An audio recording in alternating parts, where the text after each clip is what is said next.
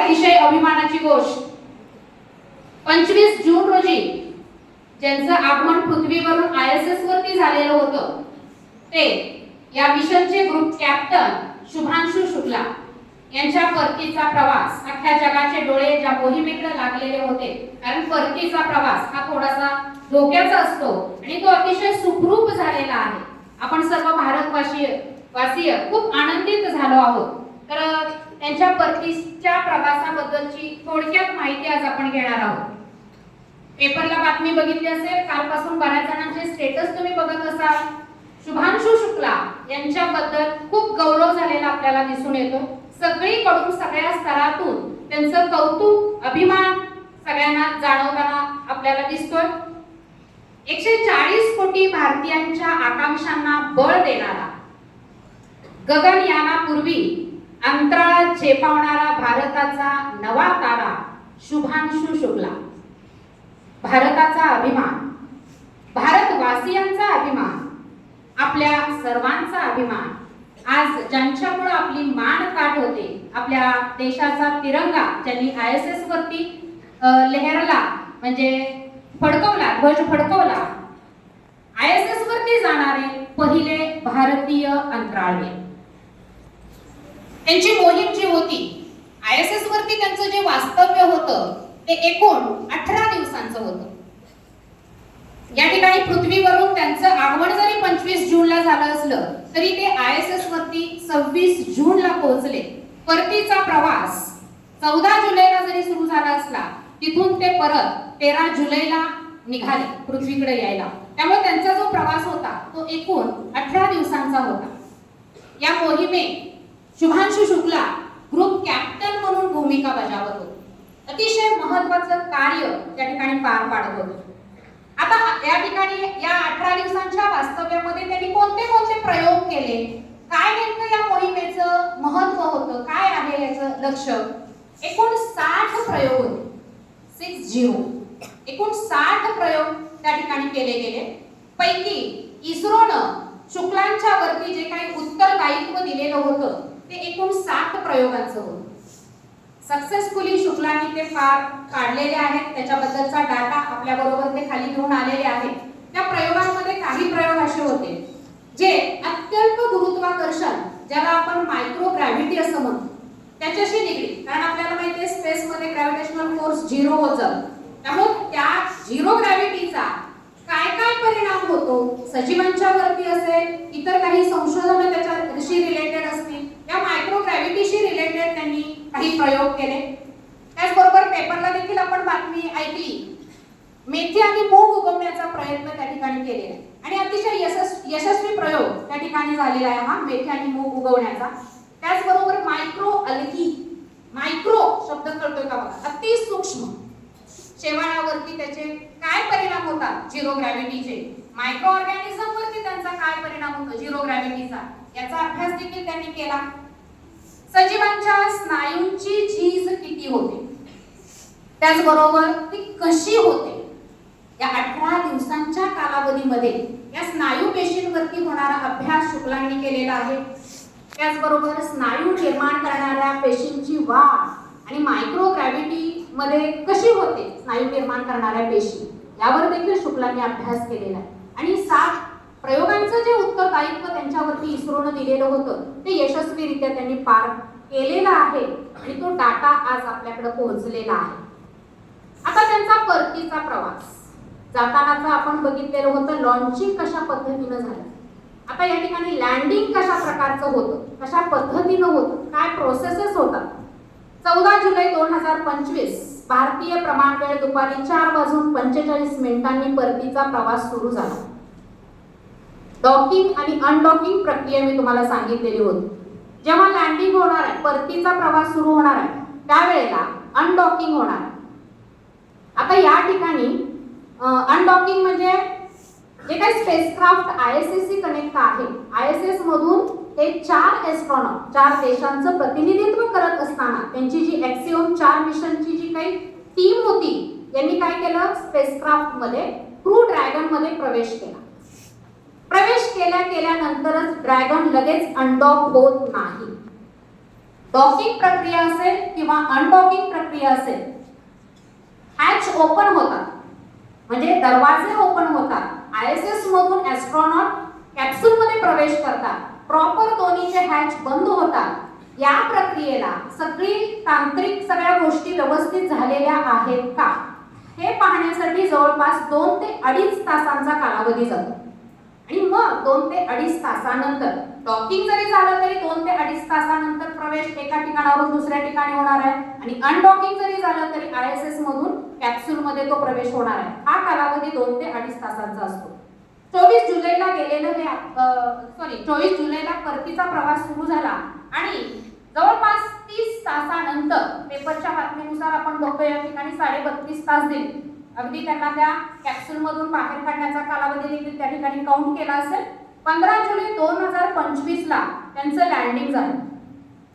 म्हणजे हे जे लँडिंग होतं कॅप्सूलचं ते कुठं झालं? कॅलिफोर्नियाचं जे काही किनारा आहे, पॅसिफिक महासागर, प्रशांत महासागर, त्या समुद्रावरती त्यांच्या त्या यानाचं स्प्लॅशडाऊन झालं. पेपर जर बघितला तर ह्या कन्सेप्ट ठळक आलेले आहे. What is meant by splashdown? तो जो सरफेस आहे तो यानाचा पाण्याच्या पृष्ठभागाशी टच होणं, पृष्ठभागावरती ते यान उतरणं, याला आपण स्प्लॅशडाऊन असं म्हणतो. आणि ज्यावेळेस स्प्लॅशडाऊन होतं त्यावेळेस सगळ्यांचा जीव थोडासा आपला जीवात जीव आल्यासारखं होतं. यशस्वीरित्या लँडिंग झालेल्याची ती सुरुवात असते. आता परतीच्या प्रवासाची सुरुवात. अनडॉकिंग झाल्यानंतर आपल्याला माहिती आहे ISS जे आहे किंवा कोणतंही यान पृथ्वीभोवती फिरत असताना इलिप्टिकल ऑर्बिट मध्ये फिरत असतं. मग अनडॉकिंग झाल्यानंतर सुद्धा हे आपलं ड्रॅगन कॅप्सूल जे होतं ते इलिप्टिकल ऑर्बिट मध्ये फिरायला लागतं. थ्रस्टर्स फायर होतात. त्याच्यामध्ये थ्रस्टरची भूमिका फार महत्त्वाची. वेगवेगळे थ्रस्टर्स लागलेले असतात. त्यातले काही थ्रस्टर्स फायर होतात आणि याच्यामुळे काय होतं तर कॅप्सूल जे आहे ते ISS पासून थोडंसं लांब जायला सुरुवात होते. विलगीकरणाची प्रक्रिया या ठिकाणी सुरू होते. दोघांच्या मध्ये अंतर पडतं, कॅप्सूल मध्ये आणि ISS मध्ये असं थोडं अंतर. त्यावेळेला आपला ड्रॅगन जे आहे ते सुद्धा इलिप्टिकल ऑर्बिट मध्येच फिरत असणार. पुन्हा काय होतं त्या ठिकाणी स्पेसक्राफ्ट थोडं अंतर कापल्यानंतर 90 डिग्री मधून वळतं. आता कसं जात होतं? इलिप्टिकल ऑर्बिट मध्ये फिरत होतं. 90 डिग्री मधनं म्हणजे कसं झालं? पृथ्वीकडे तोंड झालं. पृथ्वीकडे तोंड होताना कॅप्सूलचा जो निमुळता भाग असतो तो पृथ्वीकडे असतो आणि त्याच्यानंतर अशा पद्धतीने ते यान खाली येत राहतं. पुन्हा त्याच्यातले काही थ्रस्टर्स फायर होतात आणि हे थ्रस्टर्स फायर झाल्यानंतर स्पेसक्राफ्टला त्या कॅप्सूलला ट्रंक नावाचा एक घटक अटॅच असतो. What is trunk? आपण बघतो की इतकं फ्यूल आपल्याकडे नसतं की ज्या फ्यूलच्या माध्यमातून स्पेसक्राफ्ट लास्ट पर्यंत वर्क करेल. सोलार पॅनेल जे असतात या ट्रंक वरती असतात. त्याचबरोबर काही ऍक्सेसरीज देखील या ट्रंक वरती असतात.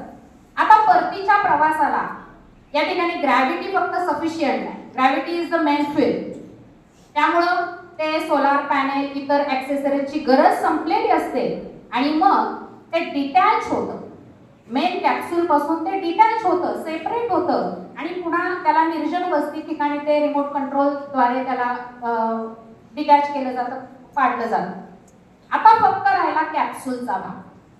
पुन्हा कॅप्सूलचा भाग खाली पृथ्वीच्या दिशेने येत असतो. एका विशिष्ट अँगल मध्ये येत होतो. तो अँगल फार महत्वाचा. मोहीम सक्सेस होण्यामध्ये, लँडिंग होण्यामध्ये, परतीच्या प्रवासामध्ये तो अँगल जो आहे तो फार महत्वाचा आहे. तुम्ही जर व्हिडिओ बघितले तर थोडंसं तिरकं झालेलं यान तुम्हाला दिसेल. तो अँगल मेंटेन करणं फार गरजेचं असतं. पुन्हा स्पेसक्राफ्ट जेव्हा पृथ्वीच्या वातावरणामध्ये प्रवेश करतं, खरी कसरत सुरू झाली. त्या ठिकाणी फ्रिक्शनल फोर्स सुरू झाला आणि या वेळेला ते यान 180 मधनं डिरेक्शन चेंज करतं. येतानाचं डिरेक्शन झालेली होती कॅप्सूल पुढच्या बाजूला. 180 म्हणजे आता कॅप्सूलचं पुढचं तोंड आहे ते आकाशाच्या दिशेनं आणि मोठा सरफेस जो आहे ज्याला हीट शील्ड अटॅच असते तो पृथ्वीच्या दिशेनं होतो. कारण तिथं फ्रिक्शन सुरू झाल्यामुळे मोठ्या प्रमाणात 2000 डिग्री सेल्सिअस तापमान सुरू होणार आहे. ते कंट्रोल रेजिस्ट करण्यासाठीची पॉवर त्या हीट शिल्ड मध्ये असते आणि मग अशा आगीच्या गोळ्यातून ते यान आपल्याला खाली येताना दिसतं आणि फायनली ते समुद्राच्या पृष्ठभागावरती स्प्लॅश डाऊन झालेलं आपल्याला दिसतं. आणि ही मोहीम, ही सगळी प्रक्रिया अतिशय यशस्वीरित्या पार पडते. जेव्हा हे स्प्लॅश डाऊन होणार असतं त्यावेळेला त्याचे 2 पॅराशूट, म्हणजे जेव्हा ते यान पृथ्वीपासून 7500 मीटर म्हणजे 7.5 किलोमीटर अंतरावरती जेव्हा असतात तेव्हा त्याचे 2 पॅराशूट उघडतात. बघा व्हिडिओमध्ये. पॅराशूट काय काम करतात? त्याची व्हेलॉसिटी रिड्यूस करण्याचं काम करतात, त्याचा वेग कमी करण्याचं काम करतात. येतानाचा वेग 28,000 किलोमीटर प्रति तास. शेवटी स्प्लॅश डाऊन होताना 0 त्याचं स्पीड असतं. हा वेग कमी होत असताना जसं जसं वातावरणामध्ये पृष्ठभागाच्या जवळ येणार आहे तसा तसा त्याचा वेग खूप कमी होत जाणार आणि वेगानं कमी होत जाणार. त्याचबरोबर जेव्हा पृथ्वीच्या पृष्ठभागापासून समुद्र सपाटीपासून 2000 मीटर अंतरावरती 2 किलोमीटर वर अंतर असताना त्या यानाचे 4 पॅराशूट ओपन होतात. म्हणजे जास्तच वेग त्याचा कमी होतो आणि वेगावरती नियंत्रण जेव्हा येतं तेव्हा त्याचं लँडिंग सक्सेसफुल झालं हे आपल्या लक्षात येतं. आता मी तुम्हाला सांगितलेली डॉकिंग आणि अनडॉकिंग. डॉकिंग होण्यासाठीची जी प्रक्रिया आहे, जोडण्याची प्रक्रिया 2 प्रकारे होते. पैकी डॉकिंग एक आपण बघितलं. दुसरी जी आहे त्याचं नाव आहे बर्थिंग. म्हणजे एखादं यान जेव्हा ISS ला कनेक्ट होणार आहे ते 2 प्रकारे होणार. एक म्हणजे डॉकिंग आणि दुसरं म्हणजे बर्थिंग.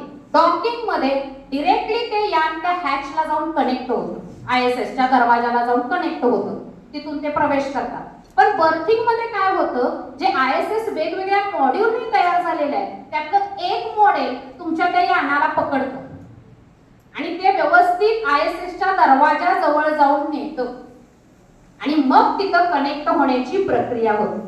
मॅक्सिमम डॉकिंग हीच प्रक्रिया वापरली जाते. पण या 2 पद्धतीनं आपण यान जे आहे ते ISS शी कनेक्ट करू शकतो. आता शुभांशु शुक्लांचं आपल्या देशाचे पंतप्रधान आदरणीय नरेंद्र मोदी यांच्याशी 28 जून 2025 रोजी संवाद झाला. त्याचबरोबर काही विद्यार्थ्यांशी देखील त्यांनी संवाद केला. त्यावेळेला नरेंद्र मोदींना शुभांशु शुक्ला सांगतात की भारत कसा दिसतोय? भारत बहुत भव्य दिखता है. आकाशातनं काय दिसतोय? भारत बहुत भव्य दिखता है. याच्यानंतर नरेंद्र मोदी म्हणतात की तुम्ही आपल्या बरोबर गाजराचा हलवा आणि आमरस नेलेलं होतं ते सहकार्यांना दिलं का नाही? भारतीय संस्कृती बघा, भारतीय संस्कृती अति प्राचीन आपण म्हणतो कशी जपली जाते. त्यावेळेस शुक्ला म्हणतात, मी नेलेलं जे काही अन्न होतं, गाजराचा हलवा, आवडीचा आमरस, हे मी माझ्या सहकाऱ्यांच्या बरोबर बसून खाल्लं, याची वाटणी केली, सगळ्यांनी मिळून एकत्रित त्याचा आस्वाद घेतला. भारतीय संस्कृतीचं उदाहरण आज आपल्याला या ठिकाणी दिसतं. काय सांगतात शुक्ला आपल्याला, आपण कशा पद्धतीनं आपली संस्कृती जपू शकतो. ॲक्सिओम 4 थोडक्यात याची आपण माहिती घेऊया. नावातच आहे ॲक्सिओम 4. म्हणजे याच्या अगोदर 3 मोहिमा याच्या झालेल्या आहेत. ही सगळ्यात महत्त्वाची गोष्ट आहे बाळा, प्रायव्हेट स्पेस फ्लाइट मिशन आहे. शुभांशु शुक्लांना या मिशन मध्ये पाठवताना इस्रोनं, भारतीय अंतराळ संशोधन संस्थेनं 550 करोड रुपये खर्च केले. त्यांचं उद्दिष्ट होतं गगनयान, ज्याच्यामध्ये पूर्ण भारतीय जाणार आहेत, 4 पायलट असणार आहेत. याची पूर्वकल्पना मिळण्यासाठी शुभांशु शुक्ला पहिल्यांदा पुढे गेलेले, जेणेकरून आपल्या गगनयानामधल्या बाकीच्या सहकाऱ्यांना ते इत्थंभूत माहिती देऊ शकतील. या 4ही ॲस्ट्रॉनॉटचं गगनयात्रींचं ऍक्च्युली प्रशिक्षण झालेलं आहे. सिम्युलेशन ही एक विज्ञानाची संकल्पना. स्क्रीनवरती ह्या सगळ्या गोष्टी दाखवल्या जातात आणि सिम्युलेशनच्या माध्यमातून हे प्रशिक्षण पार पडलेलं आहे. पण प्रत्यक्ष अंतराळात जाण्याचा योग शुभांशु शुक्लांना आलेला आहे आणि ही ॲक्सिओम मिशन यापूर्वी पहिली मिशन जी ॲक्सिओमची झालेली आहे एप्रिल 2022 मध्ये झालेली. 17 दिवसांची ही मोहीम होती. दुसरी मिशन 2 मे 2023 रोजी 8 दिवसांची मिशन होती आणि 3 जानेवारी 2024 ला ॲक्सिओमची तिसरी मिशन 18 दिवसांची होती. आणि आज शुभांशु शुक्ला ज्याचे भाग होते, चौथी मिशन ॲक्सिओम 4 18 दिवसांची आपण त्याला म्हणू शकतो. भारत अभी भी सारे जहां से अच्छा, शुभांशु शुक्लांचं शुभ विधान. शुभांशु शुक्लांनी इस्रोच्या कार्याला खूप मोठा हातभार लावलेला आहे. या देशामध्ये इस्रोचं नाव जगामध्ये इस्रोचं नाव मोठं करण्यामध्ये शुभांशु शुक्लांची महत्त्वपूर्ण भूमिका आहे. आपल्या देशाचा अभिमान बाळगणाऱ्या आणि त्यांच्या कार्यामुळे आपला अभिमान वाढवणारे शुभांशु शुक्ला त्यांच्या कार्याला सलाम करूया. जय हिंद, जय भारत.